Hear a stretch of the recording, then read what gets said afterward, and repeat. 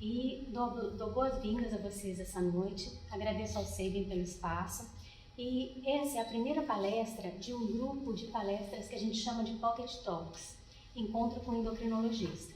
Então serão palestras para o público, tá? Sobre patologias endócrinas, onde a gente vai esclarecer dúvidas, vai conversar, trocar experiências e sempre com médicos especialistas titulados pela Sociedade Brasileira e com essa interação com o público, tá? Então a gente está ao vivo no Instagram também, vocês podem mandar suas perguntas.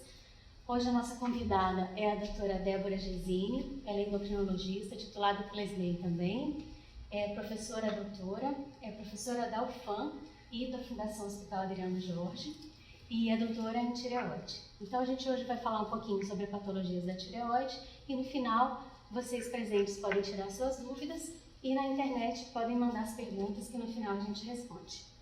Obrigada. Boa noite. Agradeço muito o convite da doutora Alessandra de estar praticamente inaugurando esse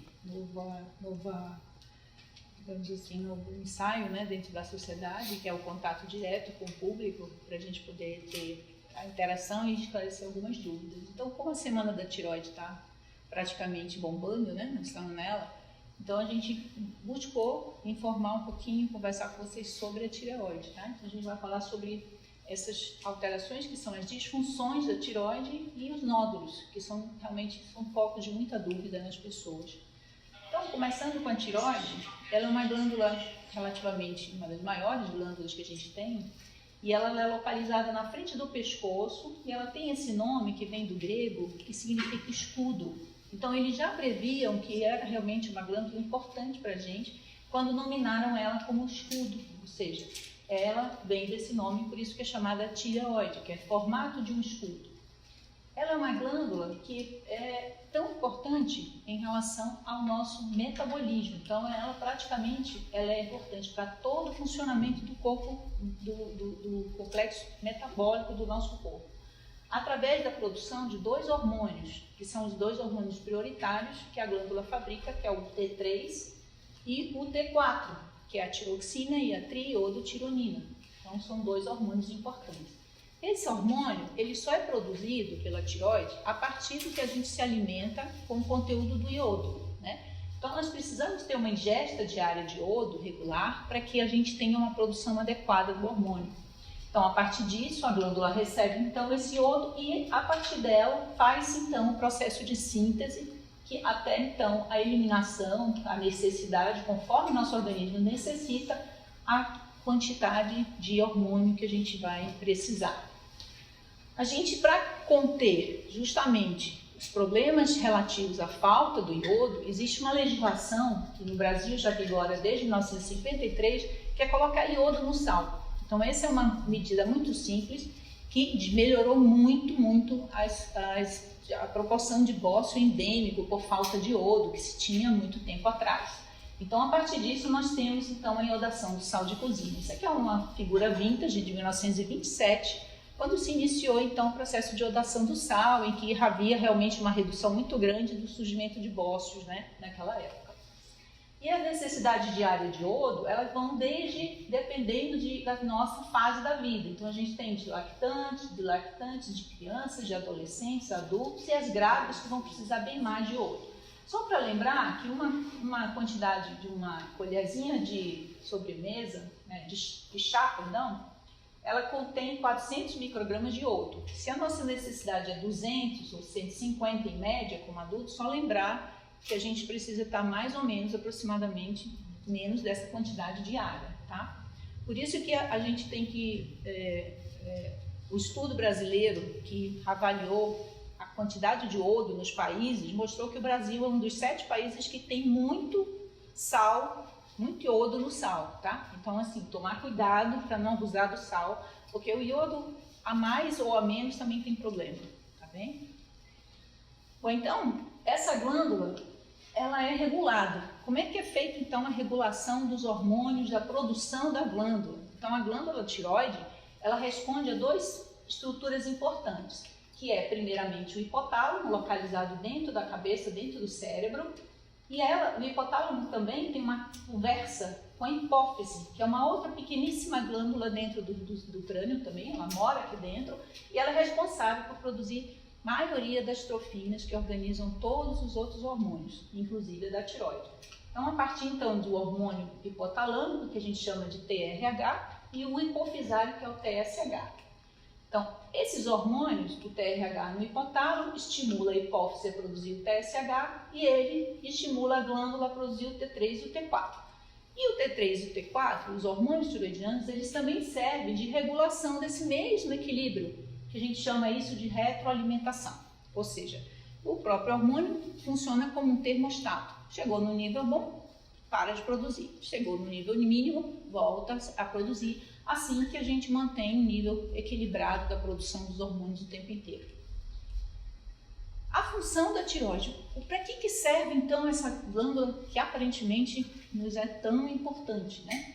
Então a gente tem inúmeras funções que ela vai ser responsável. Um dos mais importantes é o desenvolvimento do cérebro. Então é fundamental que as crianças tenham um hormônio tiroidiano adequado, porque é necessário para o desenvolvimento adequado do cérebro, os hormônios da tireoide. Segundo, o sistema nervoso, toda a formação do sistema nervoso também depende dela.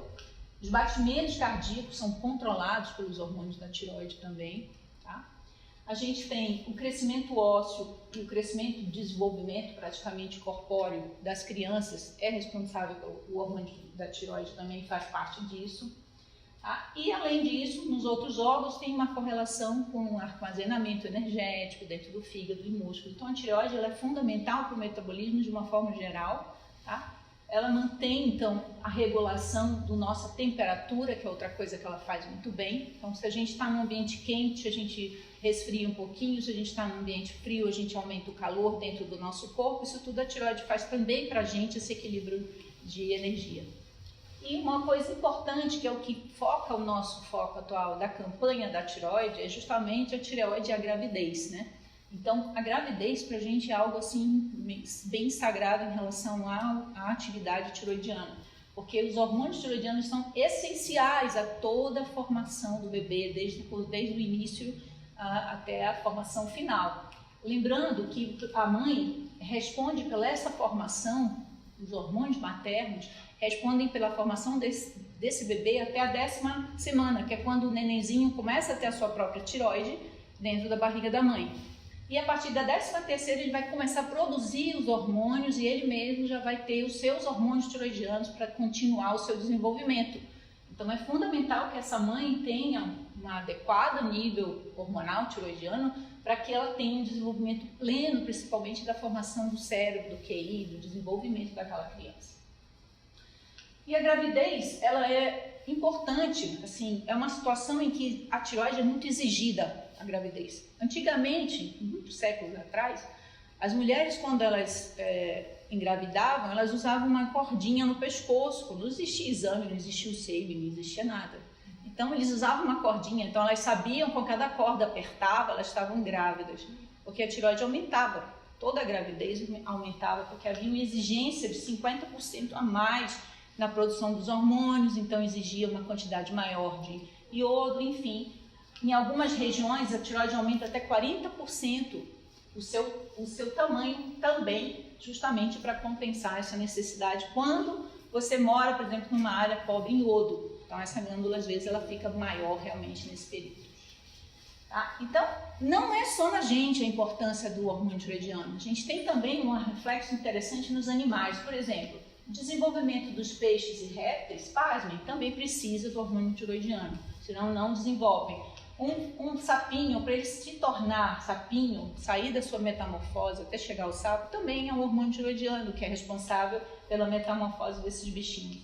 E todos os outros animais, seres vivos, tanto aves como mamíferos, também ao mesmo tipo de processo é responsável como a gente, que é o desenvolvimento, o crescimento e a regulação da taxa metabólica e diferenciação das células, que é justamente o crescimento e desenvolvimento do serzinho, né? Então,